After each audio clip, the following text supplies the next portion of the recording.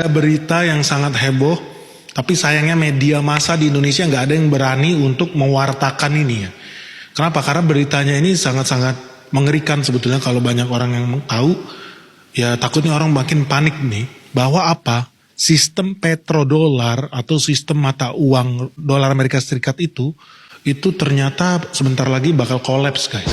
Dan ini bikin ngeri, kenapa? Karena banyak transaksi internasional itu sebetulnya digunakan dalam mata uang US dollar. Apa yang bikin heboh? Nah teman-teman tahu nggak sih, banyak orang yang salah ketika gue nanya-nanya sama orang, sebetulnya ekspor Amerika yang paling besar apa ya? Kalau lu ditanya ekspor Jerman, lu bisa jawab dengan gampang, oh ekspor terbesar mereka pasti berhubungan dengan mesin-mesin, industri. Berhubungan dengan otomotif, iya mobil Jerman ada banyak banget, Mercedes, BMW, Porsche, dan lain sebagainya. Gampang lu jawabnya. Kalau lu ngomong Argentina, ekspor Argentina apa sih? Oh hasil bumi, oh ada daging sapi, dan lain sebagainya. Brazil, oh iya sama juga. Mereka ada ekspor hasil bumi, minyak, jagung, etanol, dan lain sebagainya. Nah kalau kita ngomong Arab Saudi, dan negara-negara Timur Tengah pada umumnya juga sama, ekspor terbesar mereka adalah minyak. So itu adalah bisnis terbesar negara-negara itu. Tapi kalau Amerika Serikat apa sih ekspor terbesarnya? Apakah minyak? Apakah Coca-Cola? Atau junk food? Kayak yang lu suka makan di restoran-restoran cepat saji itu? Atau jangan-jangan bukan itu semua ya? Jangan-jangan ekspor terbesar Amerika Serikat itu adalah inflasi dalam bentuk penguatan US dollar. Jadi teman-teman kalau lu rasakan makin sekarang, lu berasa gak sih? Dolar itu makin lama makin mahal, dan gua sangat yakin dolar akan semakin tinggi nilainya, rupiah akan semakin lemah nilainya. Dan ini akan makin terasa, kenapa ya? Karena, dan banyak orang gak kabarin ini sama lu, karena Arab Saudi baru saja memutuskan untuk tidak memperpanjang perjanjian jual beli minyak buminya menggunakan mata uang US dollar. Atau orang suka bilang dengan istilah petrodollar. Saudi Arabia has officially ended its 50-year petrodollar agreement with the United States, shifting to a multi-currency system for oil sales. Well, this transition allows Saudi Arabia to sell oil in various currencies. Kalau lu penasaran alasannya kenapa dan dampaknya bagi Indonesia, belakangan ini selalu berita di Indonesia semuanya suram, sedih, seolah-olah merana banget, apalagi setelah rupiah itu nilainya anjlok terus ya. Tahu nggak kenapa rupiah makin lama makin anjlok dan kelihatannya asing juga makin takut tuh investasi di Indonesia? Ternyata alasannya di belakang layar nih, banyak fund manager, perusahaan-perusahaan investasi itu yang sudah tahu bahwa perjanjian petrodolar itu akan berhenti. Maksudnya apa sih perjanjian petrodolar?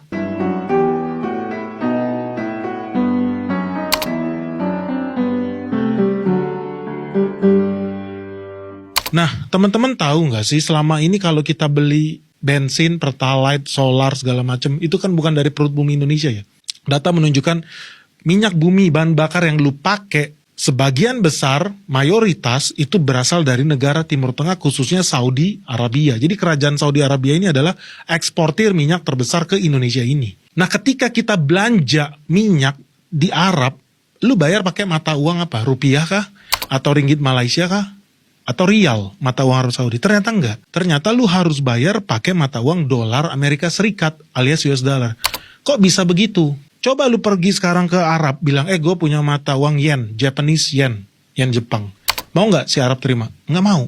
Lu bilang, gue punya duit 7.000 triliun, gue mau beli minyak lu. Kalau perlu harganya mahal, tapi gue bayar pakai rupiah ya. Arab mau nggak? Nggak mau. Ternyata ada alasannya. Dan alasannya ini ada hubungannya dengan Israel dan juga Amerika Serikat itu sendiri. Jadi teman-teman tahu nggak, 50 tahun yang lalu, di tanggal 8 Juni tahun 1974, itu ditandatangani sebuah perjanjian rahasia yang diadakan di atas kapal perang alias kapal induknya Amerika Serikat di Teluk Arab di Timur Tengah. Itu mereka adakan pertemuan rahasia. Isinya di situ apa? Ada Raja Arab dan ada Presiden Amerika Serikat di sini bersama Henry Kissinger.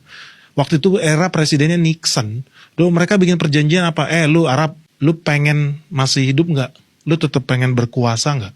Kalau lu tetap pengen jadi raja di sini, lu jangan main-main ya. Mulai detik ini, lu gua izinkan menjadi raja dengan catatan, lu harus jual minyak gua ke gua dalam mata uang dolar Amerika Serikat, dan lu juga harus jual minyak lu ke negara lain, wajibkan itu menggunakan mata uang dolar Amerika Serikat. Dan nanti hasil penjualannya, duitnya lu pakai buat apa? Beli obligasi negara Amerika Serikat. Jadi dengan metode ini, teman-teman tahu komoditas yang paling banyak dan paling mahal diperebutkan di dunia ini adalah komoditas yang berhubungan dengan energi. Bukan jagung, bukan beras, bukan gandum. Kenapa? Karena kalau harga beras naik gampang. Orang tinggal ganti. Oh makan kentang, oh makan singkong. Gampang, banyak substitusinya. Tapi kalau lu bayangin energi tiba-tiba hilang. Minyak bumi tiba-tiba hilang. Lu mau ganti dengan apa? Lu mau gendong batu bara buat ngisi motor atau mobil lu kan gak mungkin ya. Jadi ini semua ada hubungannya ketika kemudian Amerika memaksa Arab Saudi untuk menggunakan mata uang dolar Amerika Serikat itu. Dia punya agenda terselubung bahwa apa? Mereka sudah melihat bisnis yang paling cuan dalam 50 tahun ke depan itu bukan dagang komoditas. Tapi bisnis yang paling cuan adalah ekspor uang.